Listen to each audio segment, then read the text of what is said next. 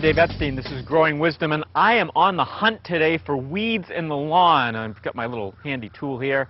We're going to try to get rid of some of the weeds, but first we have to identify them. Our first weed is the dandelion, and notice it's got these elongated, wide leaves, really stands out against the grass. There's also the toothed nature to the leaves. You always have the option of treating chemically with this stuff, but I don't like to, so we're going to take this out using our weeder. Dandelion roots, as you probably have heard, are very long, so it's important to try to get all of the root out. The next weed I want to show you is ground ivy, and this is a very difficult weed in the lawn. Ground ivy is a vine, and it gets entangled in the grass blades. It's very difficult to remove by hand. It would take you days to pull out a lot of this, or you'll have to use an herbicide. Now, there are organic herbicides out there. You'll have to try to find one that controls ground ivy. If you can't, you may have to go to the chemical side of things, but that's a personal choice. I always recommend going organic.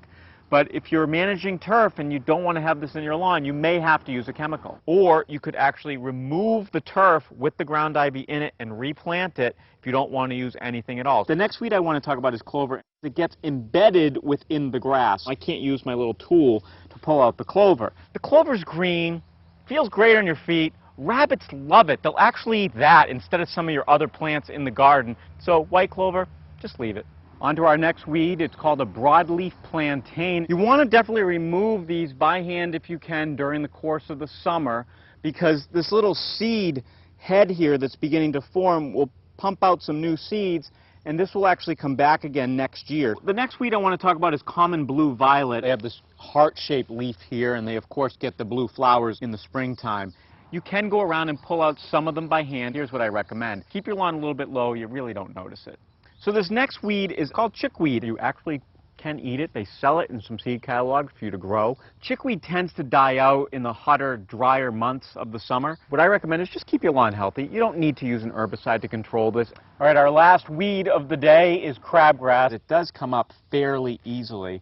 Pull it out, or just remember next spring where you had a very heavy infestation of crabgrass and apply a lot of corn gluten. And that should help to keep the crabgrass down for next year. There are certain weeds that maybe you have to control with chemicals. That creeper I talked about, that's a bad weed. But part of this edition of Growing Wisdom is learning to live with a few weeds, so the whole lawn doesn't have 100% grass. That's not a bad thing. No matter where you're watching this, we want you to come to growingwisdom.com for all of our tips, hints, and helps.